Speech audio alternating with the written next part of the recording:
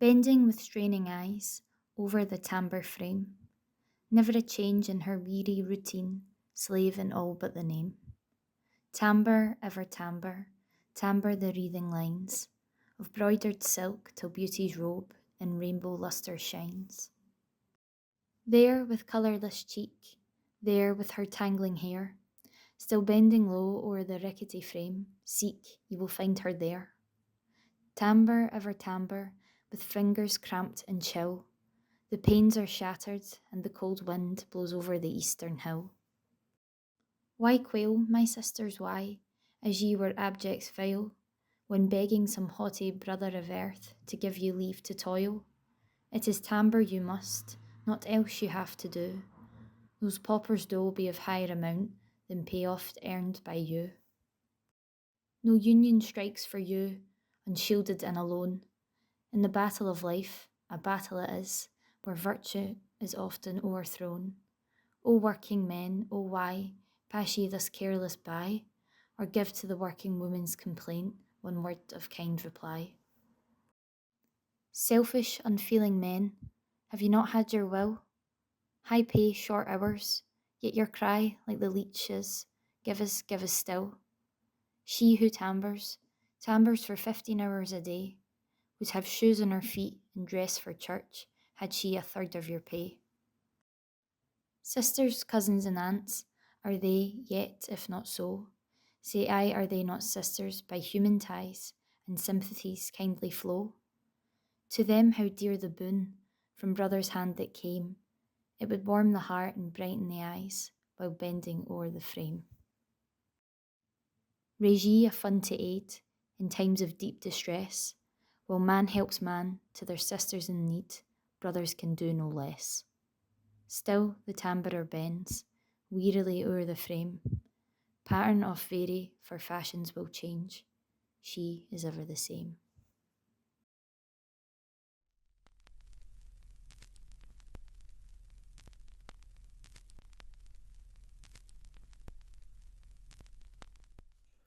Wanted a maiden to be my good wife, a lover of justice, a hater of strife. One about 20 and not very small, say 5 feet 6 inches is nothing too tall.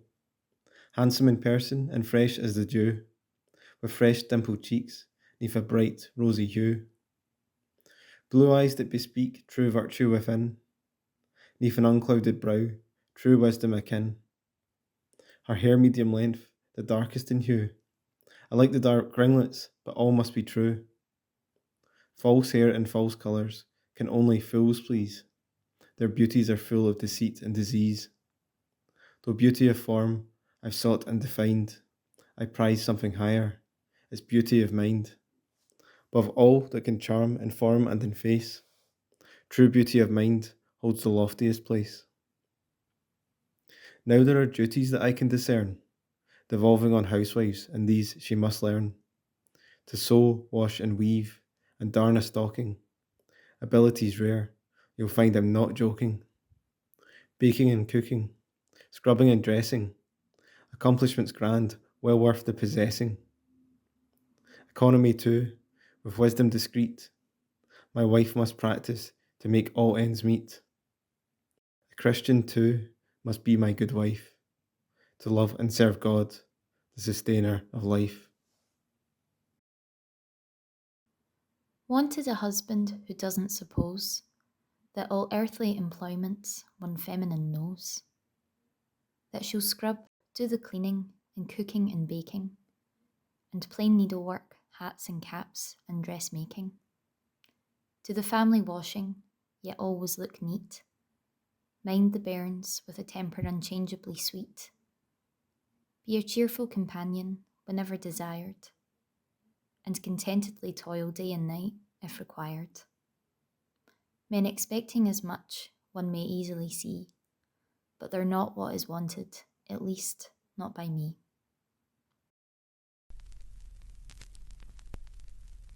think looking after children, that's more the women's job. Things like nappies and that, men shouldn't be doing that. It's the women that have the babies in the first place, so it's their job to look after them. Because their role in society today is much more important. Their role of looking after children, their husband, their house. 8 children to feed. I worked as a nurse tending the dying. 4 kids to each breast. You can see from the photographs my long auburn hair. Kiss me good night, me weeping in our bed. The scunner would turn away cold, back rigid, but come home from work and take me on the floor, with his boots on and his blue eyes shut. A move across the water to Glasgow and long years of loathing with the devil I'd married. I felt love freeze to a fine splinter in my heart. Again and again throwing life from my loins, like a spider with enough rope, spinning and wringing at its own neck, and he wouldn't so much as hold me after the act. Sometimes I think I'll walk out the door and keep right on walking, but then there's dinner to cook. There was that night drunk, I told you. Never have kids. Give birth to yourself. I wish I had. And your dad, looking daggers, stormed off to bed. Laugh, I cried. It won't be over till one of us is dead. Out there in the streets there's a corpse, walking around in a good suit and a trilby. Don't bury him on top of me, please. What laughs, Mull, for you and me to swim in impossible seas. You've a daughter yourself now to talk through the night.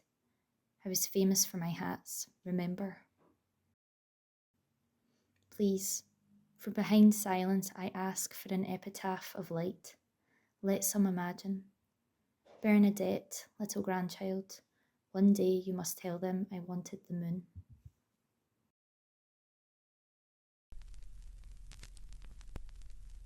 Cailleach. Cailleach. That's what you call an old lady in Gaelic.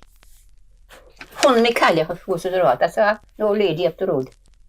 I suppose that some people get offended as well call her Cailleach. I don't. It's a privilege to be allowed to grow old. Many people are denied it. These pictures are fading now. They're much clearer when they were first taken. There is no need, they say, but the needles still move, their rhythms in the working of your hands, as easily as if your hands were once again those sure and skillful hands of the fisher girl. You are old now, and your grasp of things is not so good, but master of your moments then, deft and swift, you slit the still ticking quicksilver fish. Hard work it was too, of necessity. But now they say there is no need, as the needles move in the working of your hands. Once the hands of the bride with the handspan waist, once the hands of the miner's wife who scrubbed his back in a tin bath by the coal fire. Once the hands of the mother of 6 who made do and mended, scraped and slaved, slapped sometimes when necessary. But now they say there is no need. The kids, they say, Grandma, have too much already, more than they can wear. Too many scarves and cardigans. Gran, you do too much. There's no necessity. At your window you wave them goodbye Sunday, with your painful hands, big on shrunken wrists, swollen jointed, red, arthritic, old. But the needles still move, their rhythms in the working of your hands, easily. As if your hand remembered, of their own accord, the pattern, as if your hand had forgotten how to stop.